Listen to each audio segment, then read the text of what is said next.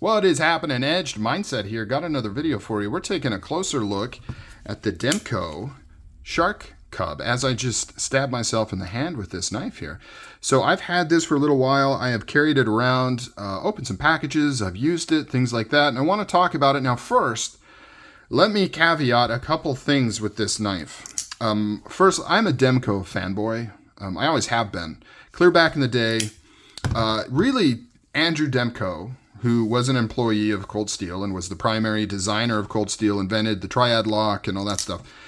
He's really like the only reason I like Cold Steel, or just about the only reason I like Cold Steel, is his designs, both from an engineering standpoint as well as from a knife designer standpoint. The AD10 has been my love child for as far back as I can remember. So I love Andrew Demko, so keep that in mind with this review. It is difficult for me to be nonpartisan because I'm a big fan of his work. And in general, caveat, since my channel is 98% self-funded, most of the things you see I'm going to like because I bought them with my own money and said, I think I'm going to like that knife. And I've been around long enough in the knife world that I'm pretty good at knowing what I'm going to like and not being surprised. Now, occasionally I'll get a knife where something's goofy with the way you unlock it or the way it feels or something like that. And I definitely point those out. But for the most part, I'm buying stuff that I like. So, you know, it's hard to avoid bias under that situation, right? I don't go to Blade HQ and just like spin a dial and just buy whatever it lands on. And I'm certainly not getting stuff just constantly sent to me to check out. Occasionally I will, but even then I usually am the one picking the knives out. So keep that in mind with the channel. I know some people have criticized me for being overly positive on my reviews. That's mainly why, because I buy the stuff I like. And so I inherently am going to be biased towards liking it unless there's something funky with it, which we'll talk about on this one, because there is some funky with this boy, and not in necessarily a good way. The other thing I want, whoa, what is that? What is in there? I think I've got a piece of packaging or something from using this to open boxes. The other thing I want to caveat with this is that, this is a exclusive through Blade HQ. So it has this smoked Ultem. And I'm going to be talking about that quite a bit as the main negative on here. I don't have a standard G10 version to know if the problems or the issue I'm going to point out also occurs there, unfortunately. It would be really cool if I had more than just this version to talk about, but I don't. So let's talk sizes. Let's compare this to a Paramilitary 2 right there. You can see, obviously it's smaller. One of the things with Demko's though, and a lot of people don't like it, is the handle to blade ratio is always a little wonky. You're going to get less blade to the handle. Some people absolutely hate that, and it is a deal breaker for me. It's not. In fact, I kind of like the aesthetics of a shorter blade with a bigger handle, or at least I like the handle being big enough for my hand, and I'm okay with a blade that's a little smaller because I don't actually need that big of a blade. So 2 3/4 inches on the blade. Overall length is about 7 inches right there.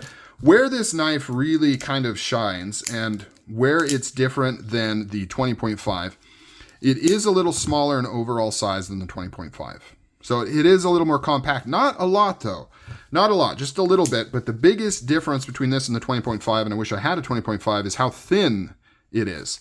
So that's the thing. If you're wondering with the Shark Cub, and you're like, what is the thing? Why did they make it? What is the point of the Shark Cub? Point of the Shark Cub is to make it really thin.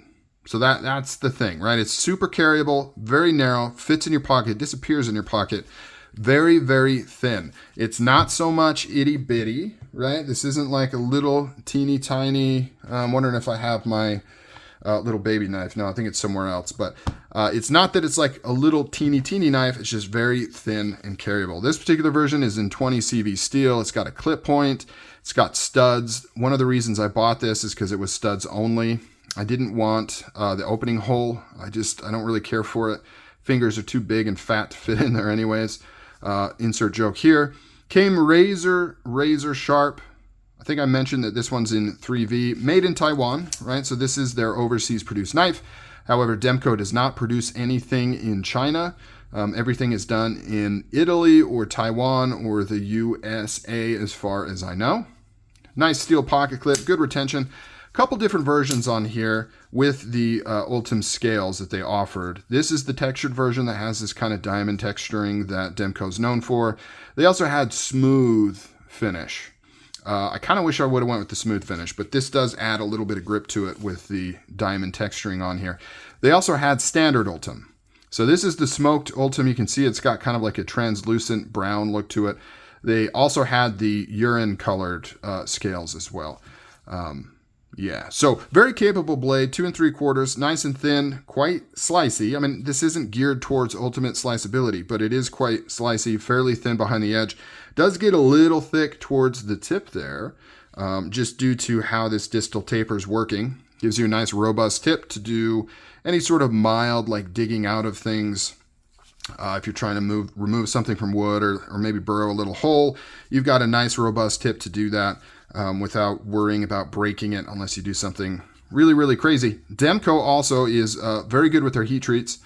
This obviously wasn't heat treated directly by them, but they oversee the process. They make sure that it's to the appropriate HRC and the quality of the steel is top notch. So rest assured, you're getting very well heat treated, proper steel with any Demko knives, regardless of where they're made.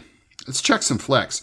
So whenever you deal with thin knives, you know, this is something you got to be aware of. It increases the chance of flex. Now, this isn't play, right? It's not snapping around. It's not because stuff isn't tight. This is just flexing, right? When you get thin like this, things can just kind of move. And you can see how it does that on this knife, especially with a knife like this where it's not solid metal handles, right? So it has these metal inserts right here that these pins and screws go into.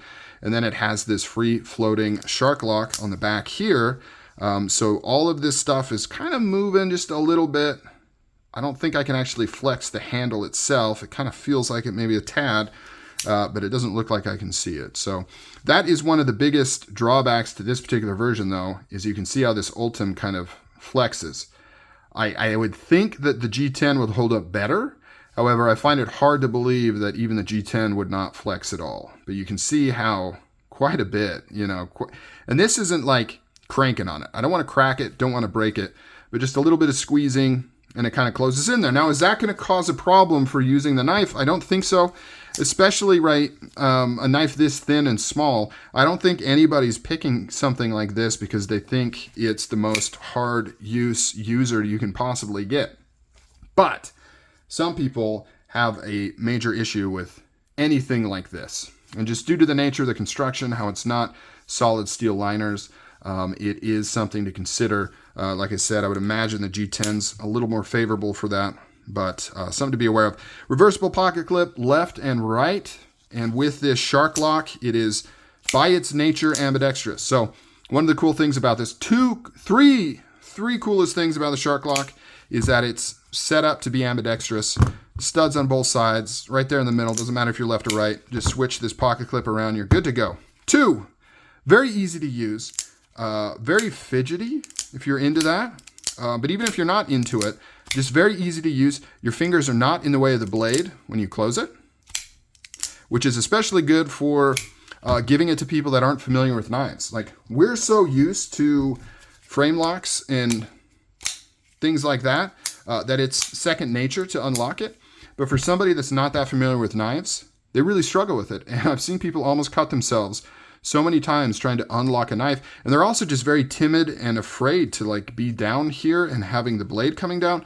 So any knife where you can close it without putting your fingers in way of the blade is very beneficial when you need to loan people your knife, or if you want to give somebody a knife or buy somebody a knife. Very, very, very nice. Thirdly, Shark Lock, very robust. So one of the coolest things, in my opinion, about the Shark Lock is it's deceiving. It feels, because it's so effortless, and the blade's on bearings, and it just kind of falls. You know, this one being smaller isn't the best example because the blade's so light, but it is so fidgety and easy to use, and it feels so light and effortless that you kind of think, well, surely the strength isn't there, right? But it absolutely is. An extremely robust lock. This entire mechanism just slides up behind this tang secured by this pin, which goes through this metal frame that goes through the pivot, through these posts. Very strong, robust locking mechanism that's easy to use. People assume that for it to be a robust lock, it has to be hard to disengage. This proves that wrong. So very cool knife. I have a feeling in my guts that this is not going to be a super popular model and it will eventually go away. I could be wrong. So if you want to get one, you know, I don't know, grain of salt. I don't have any information, right? I don't have Andrew calling me, telling me this. This is just speculation, but I just feel like this is a knife that you're only going to see for a few years and it'll kind of fade away and go away. So if you want one, I'd pick one up. Or if you just want to collect Demkos, you know, you might want to snag some of these. I could be completely wrong. Maybe this is a big hit. I don't know. Don't listen to me.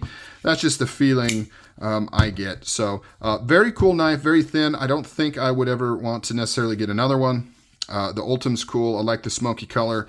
But yeah, a little too thin and small for me. But comment down below, is this something that you have asked for? Like if you've been into the Shark Lock AD20s and stuff, is this something that you're like, yes, I've wanted a Shark Cub. I'm so glad that he finally made it. Comment down below if you think that's the case. Thanks for watching. Thanks for supporting. You guys are awesome. I'll catch you later. See ya.